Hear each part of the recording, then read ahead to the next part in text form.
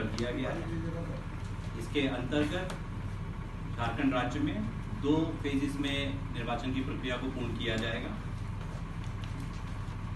देवघर जिला में 3 विधानसभाएं मौजूद हैं। इन तीनों विधानसभाओं के लिए निर्वाचन की जो प्रक्रिया है वो नोटिफिकेशन के गैजेट इशू के साथ प्रारंभ की जाएगी। फेज 2 में नोटिफिकेशन का पब्लिकेशन 22 अक्टूबर 2024 को निष्कासित किया जाएगा। इसके पश्चात जो नामांकन की अंतिम तिथि है वो 29 अक्टूबर 2024 रहेगी।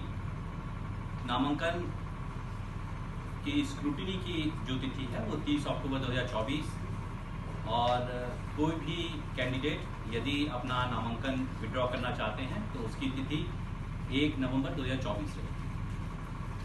डेट ऑफ पोल देवघर के तीनों विधानसभाओं के लिए 20 नवंबर 2024 निर्धारित है और काउंटिंग की जो प्रक्रिया है वो काउंटिंग का दिवस 23 नवंबर 2024 निर्धारित किया गया है।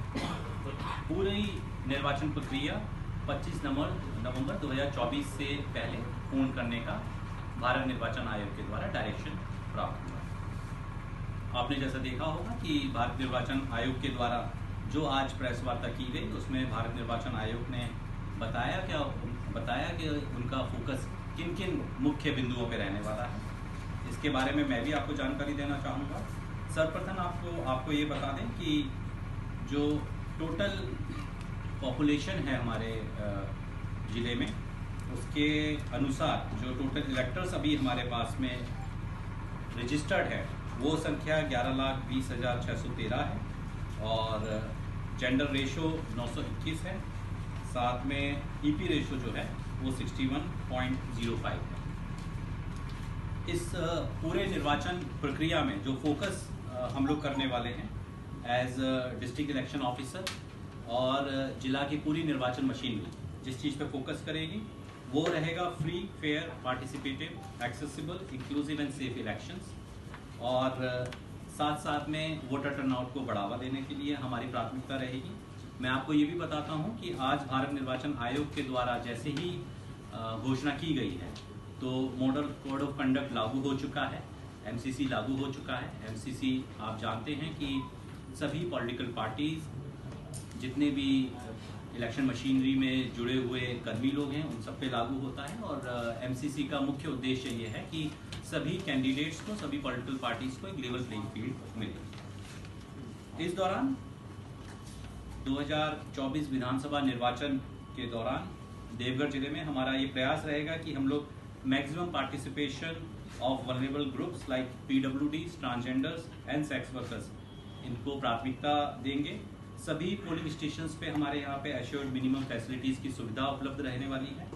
साथ साथ में वोटर गाइड सभी इलेक्टर्स को दिया जाएगा। वोटर गाइड में बेसिक इन्फॉर्मेशन रहती है। ये इलेक्शन कमीशन ऑफ इंडिया के द्वारा निर्धारित वोटर गाइड है जिसमें कि बेसिक इन्फॉर्मेशन रहेगी वोटर्स के लिए। साथ साथ में वोटर इन्फॉर्मेशन स्लिप्स को भी बांटा जाएगा, डिस्ट्रीब्यूट किया जाएगा।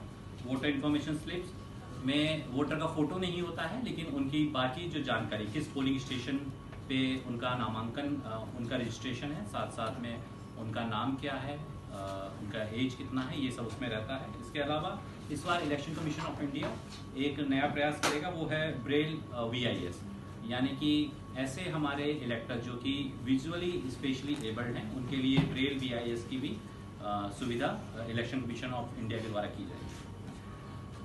आपको मैं ये भी बताना चाहूँगा कि इलेक्शन कमीशन ऑफ इंडिया ने एपिक कार्ड के अलावा 12 अलग अलग आइडेंटिटी कार्ड्स को मान्यता दी हुई है जिनको अगर कोई भी इलेक्टर पोलिंग स्टेशन पे लेके जाएंगे तो उनका सत्यापन किया जा सकता है उनकी आइडेंटिटी का और उसके पश्चात उनको अपने मतदान का प्रयोग करने की अनुमति रहती है।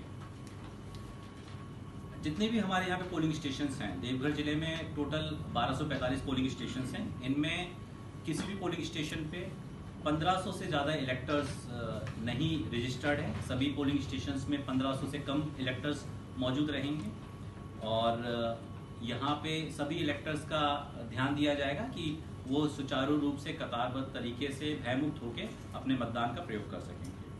वोटर असिस्टेंस बूथ्स बनाए जाएंगे जिनको कि मुख्यतः BLO के माध्यम से हम लोग स्थापित करते हैं, और वहाँ पे इलेक्टर्स को ये सुविधा रहती है कि वो अपने संबंधित डिटेल्स को चेक कर सके इलेक्टोरल रोल में, और उनको हम लोग ये जानकारी दे सकें कि उनका पोलिंग स्टेशन सही है या नहीं, उसकी भी जानकारी दी जाती है। साथ साथ में वेबकास्टिंग सभी पोलिंग स्टेशंस पे रहेगी। और एक और जो प्रयास रहने वाला है वो है कि इको फ्रेंडली इलेक्शंस हम लोग बनाएंगे इस बार 2024 विधानसभा निर्वाचन में। और जो लोकली सोर्स मटेरियल्स हैं, एनवायरमेंटली जो डिग्रेड नहीं करते हैं एनवायरमेंट को, उनको हम लोग प्रोत्साहित करेंगे। इसके साथ साथ मैं आपको बता दूं कि इलेक्शन एक्सपेंडिचर मॉनिटरिंग के लिए विभिन्न FST टीम्स का गठन किया जाएगा, SST टीम का गठन किया जाएगा, VVT और VST टीम्स का गठन किया जाएगा।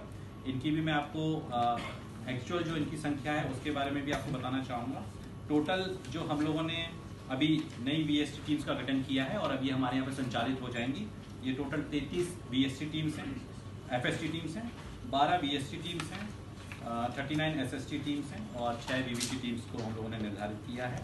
इसके अलावा हमारे inter state border check post को भी हम लोगों ने और स्ट्रेंथन किया है, और अब क्योंकि MCC लागू हो चुका है तो यहाँ पर भी हमारी टीम्स मौजूद रहेंगी। ये 5 जो हमारे चेक पोस्ट हैं वो अंद्रीगादा, दर्दमारा, दुम्मा और जयपुर मोड़, साथ साथ में जमुआ पे हमारा चेक पोस्ट रहने वाला है। इसको लेकर के हमारे पास एडवांस कॉन्फिडेंशियल बिल्डिंग मेडिसिन के लिए 2 कंपनियां कल रिपोर्ट कर रही हैं।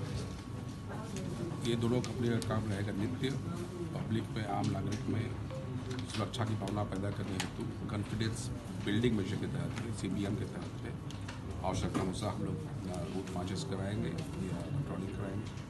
और जहाँ तक सुरक्षा की बात है, जो भी फोर्सेस हम लोग नेशंस की दी जा रही है, फर्स्ट फेज में ऑब्वियसली क्योंकि यहाँ सेकेंड फेज में है तो हमारे जिले से भी कुछ बाहर जाएंगे, लेकिन सेकेंड फेज में पर्याप्त बल उपलब्ध करके जाना है। चेक पोस्ट सर आज से ही सील हो जाएगा पूरा? चूँकि आज जब डिक्लेयर हो गया है तो लोग आज से ही लगा। Thank you.